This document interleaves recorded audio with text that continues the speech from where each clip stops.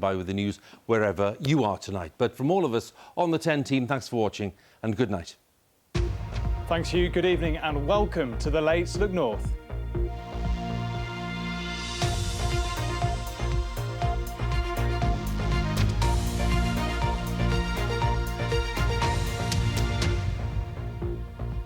First tonight, families have told Look North they're devastated after a specialist autism school in South Yorkshire announced it's closing its residential service. Until now, children with complex needs could have overnight stays at Robert Ogden School near Rotherham, giving parents time off from caring for them. But it's been announced the service will close in less than a month. Here's Phil Bodmer. Uncertain times for the families of young people relying on residential care at a specialist school in South Yorkshire. 19-year-old Logan and Eddie, who's 16, both have complex needs and use the accommodation at Robert Ogden School in Thurnscoe. But now the National Autistic Society, which operates the centre, says the residential provision will close, much to the dismay of those who say it transforms lives. It's saved him really, it's enabled him to stay in the family home because of how his behaviour can present itself sometimes. He wouldn't have been able to stay with us, and that's give us the break and him the break. And while he's there, he has a 24-hour curriculum, teaching him life skills. I don't know where we'd be without it.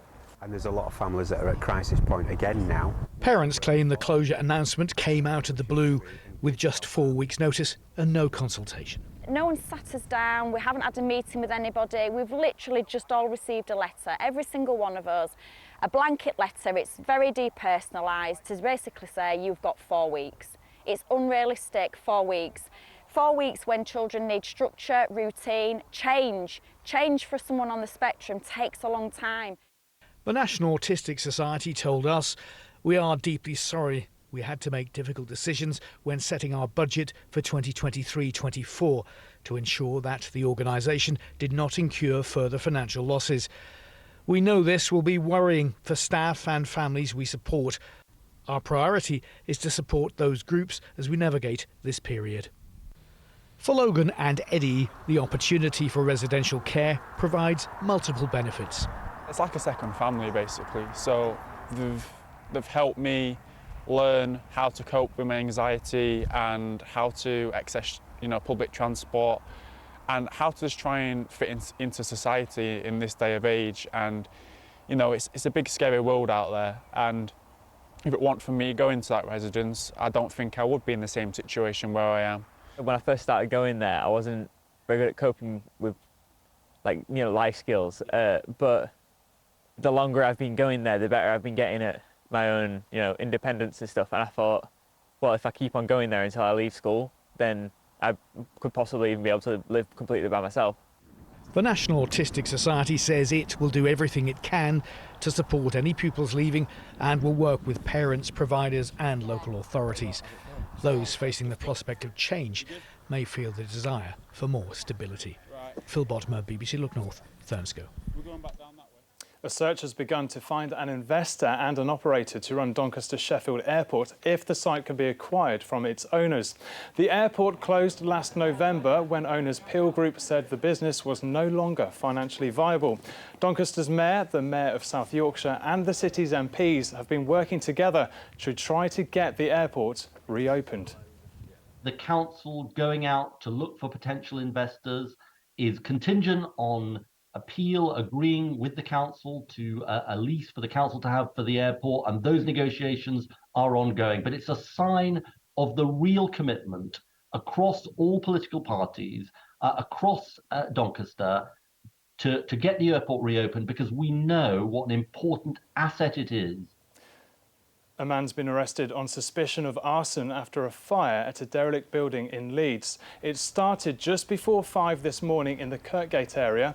8 fire engines were called out. Police are asking anyone who saw suspicious behaviour in the area to get in touch. Campaigners have welcomed news that a new gambling addiction clinic will open in Sheffield later this year. It's one of 7 new clinics being opened across the country. There's already one in Leeds. Jack Ritchie, who was from Sheffield, took his own life in 2017 after becoming addicted to gambling. His parents have been campaigning for the city to get a specialist clinic, as they say some gambling products are dangerously addicted. To see that was phenomenal and extremely emotional and an extremely proud moment to be here, 85 years old. And it's 85 years to the day since the famous Mallard locomotive set the world steam record. It reached a top speed of 126 miles an hour on Stoke Bank near Grantham. No steam train has ever gone faster. Its driver, Joe Duddington, was from Doncaster, and to mark the anniversary, his great-grandson, who you saw there, rode in the driver's cab of an LNER Azuma train to experience the journey Joe made in 1938. Right, well, let's get the weather. It's been the hottest June ever in our area. Yep. Is that hot weather going to come back? Hottest June ever recorded. That's a point we need to make. But yes, it's certainly like autumn out there at the moment, but the warm weather will return by the end of the week, Friday, for the test match at cricket. If you're lucky enough to have a ticket, could have 26 degrees. That's not bad, is it? So there we are. Tomorrow, sunny spells, scattered showers. There's the chart for Friday, but this weather system may well introduce thundery downpours over the weekend. It will still, though, stay warm. Out there at the moment, then, it's quite cool and blustery. Showers for the Pennines, temperatures around 8 or 9 degrees. For tomorrow, then, scattered showers from the word go across the Pennines. Further east, it's a sunny start. We will see a few showers breaking out in eastern areas, but there'll be plenty of sunshine in between. Generally speaking, a better day compared with today. Temperatures higher as well. Still below average, 18 Celsius the high. That's 64 degrees Fahrenheit. But temperatures on the up. Look at that on Friday, 25, 26 degrees. That's the forecast. Thanks very much, Paul, and thank you for watching too. Claire's back tomorrow morning from 6:25 with your bulletins as part of the BBC Breakfast programme. From all of the Late team, have a good night. Bye-bye.